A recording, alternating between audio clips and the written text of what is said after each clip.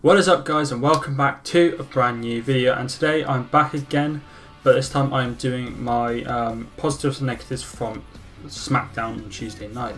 First of all, like I said, I'm going to start off with 3 things I think would make Smackdown better, and let's hope they actually do it, because I haven't watched it yet, even though I'm recording this the night after. I haven't watched it. Let's get on to the 3 things that I think make Smackdown better. First things first, I think that if Heath Slater and Rhino have a match, I think they need to win. They've been getting a bit of a push at the minute. I think if they're going to keep the momentum going into Backlash, they need to win tonight. It just makes sense, doesn't it? Next up, I think that either Dolph Ziggler or The Miz cannot attack the other one, because that just seems to be what the feud's built on at the minute. They just distract each other all, where really they just need to cut a decent promo. I know they've done one, which was quite good. They're actually really good at talking on the microphone. Both of them actually are really good. Third and final thing is that AJ Styles and Dean Ambrose, their feud can be furthered a little bit more tonight, but nothing comical like it was on last week's SmackDown. Otherwise, people just aren't going to take the feud seriously. They're not going to take Dean Ambrose seriously, who's started to become a bit of a joke champion, really. So yeah, those are my 3 things I think will make SmackDown better. So let's get on with the positives and negatives from Smackdown after I've watched it. Right, guys, so I'm back and I've watched Smackdown, and these are the positives and negatives from Smackdown Live. First up, we start with the positive. Heath Slater started in the ring and he made himself feel relevant. Fans got behind him, the rest, everyone in the crowd got behind him as well. It made him feel relevant as well because he started in the ring. People actually care slightly. I do think it was a bit weird, the whole family thing. Second up, unfortunately we have a bad point. Slater and Rhino already look like they're breaking up. Rhino looked uncomfortable in the ring with Slater's family, and also Heath Slater's wife sort of hitting on Rhino.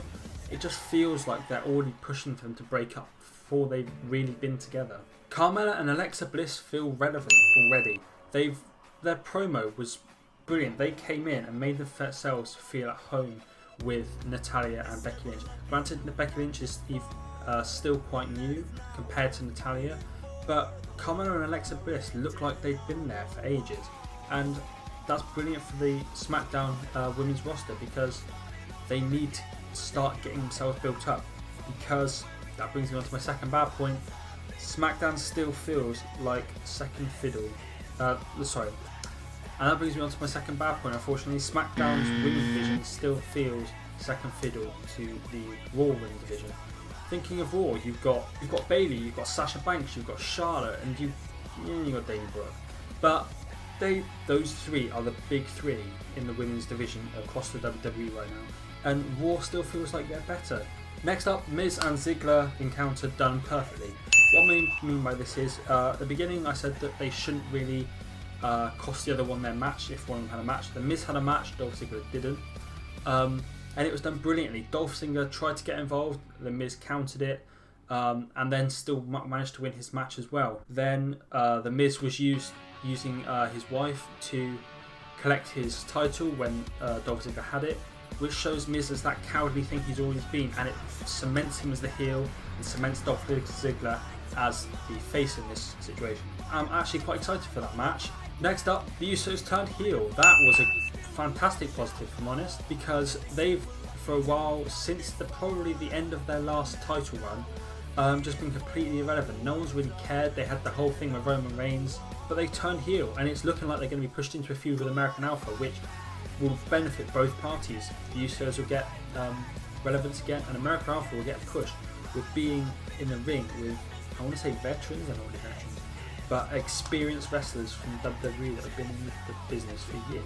Next up, Carmella made Nikki Bella tap. Now, you might say Nikki Bella's just come back and all that shit, she's still recovering, but Carmella made a former women's champion tap, which is huge when you think about it. She's been in SmackDown for 1 month, 2 months now maybe, and she just made the former women's champion tap, which cements her as a genuine title contender for this match, and one of the favourites to win it as well, to be fair, along with probably Nikki Bella and Becky Lynch, I'd say.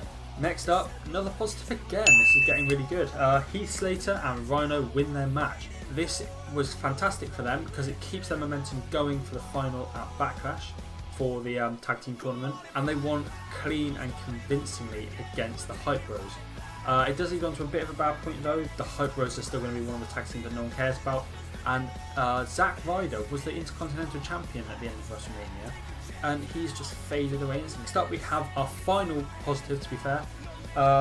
There's a good promo between AJ Styles and Dean Ambrose, both at their sides of the argument forward, which is what most promos do. Styles played on the whole, he beat John Cena. And his name is John Cena! Still wearing his armband. Dean took the piss out of that bit. Dean brought Styles down back to his level and made them both look favourites to win the match. Although this does lead me on to a bad point actually. AJ Styles turned heel. He beat John Cena and became a face for beating the biggest guy in the company without a doubt. The fans started to love him, and then they tried to turn him heel on SmackDown last night. He was a face, getting all the crowd.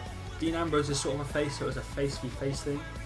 But what's the point in turning him heel? What does it achieve? So then, finally, it comes on to my last point, and that is the fact that SmackDown still feels like the number 2 show. I know it might take them a while to get to level with Raw, if they ever do get level with Raw. But it's just feeling like people care less about it, and the feuds are slightly worse.